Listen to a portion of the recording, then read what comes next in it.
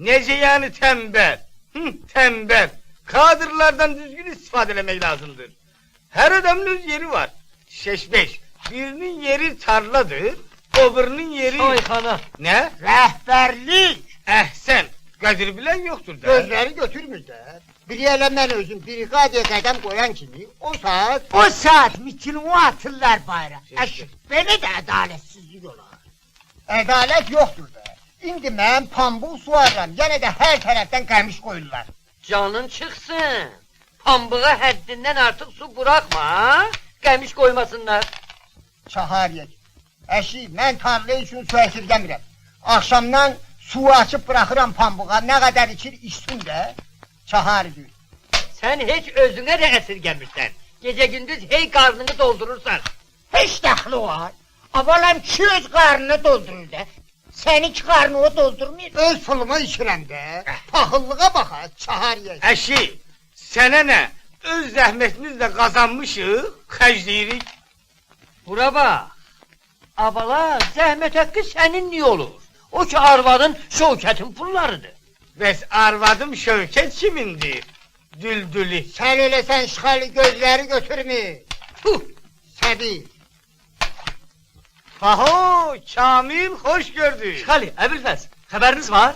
Yok. Bizə qonaq gəlir. Ne? Qonaqlar kimdir? Özbək pambıqçılarının nümayəndələri. He? Bəs bu kimdir? Məşhur Özbək pambıqçısı, sosialist əməyi qəhrəmanı Lala İsmailova. Bəh, bəh, bəh, bəh. Bak, Bolluca emek günümündedir ha. Nə qəşəng qızdır.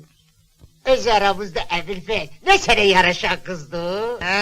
Hə, belə bir nişanlın olsa laf şişəlidən də artıq dolanarsan. Ye, iç, yat. Rişxənd eləmə bala. Rişxənd eləmə. Dünyadır da. Qoy bir tanış olar. Bəlkə elə bir-birimizi sevdik. Adaqlandık. Bura ver. Adaqlıya bax. Sakin, sakin.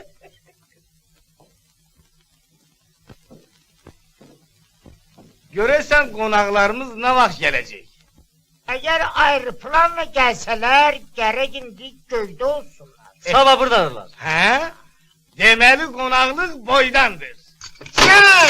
Sakin. Sözümüz var ki. Seslen. Kebap, Ee, kilo, üstünde sakin, kırkavu. Sakin. Yok bir kaş kaldı. Sakit de. Heh. Konak kabul etmek için şu pamuk yığmak değil. Bu çok ciddi bir meseledir. Hele bir mene deyin görün. Bu işe rehberliği bizim kolxozumuzda kim bacarar? Böyle bir adam aklıma gelmir abi. Niye ağlıyor gelmiyor? Adam öyle sen özün. He? Hede. Doğrudan ha. Yaxşı. Ben razı. Axı mən bir şeyden korkuram. Korkma. Neden korkursan? Şəli olan yerdə. Sedrimiz ne diyecek? Kim? Münevver. Münevver. O hiç razı olar mı ki? O ola sen rehberlik edesen. Gedir. Onda biz belə eləyərik. Mənə bax. Sabah səhər 8 tamamda Bu şirkete mükafat verilen saat değil. əşi, heç mükafatın yeridir. Deməli sabah səhər 8 tamamda yığışırıq böyük işlərin altına. Gecikməyin ha. Gerek konakları hamdan qabaq biz qarşılayaq. Yaxşı. Oldu.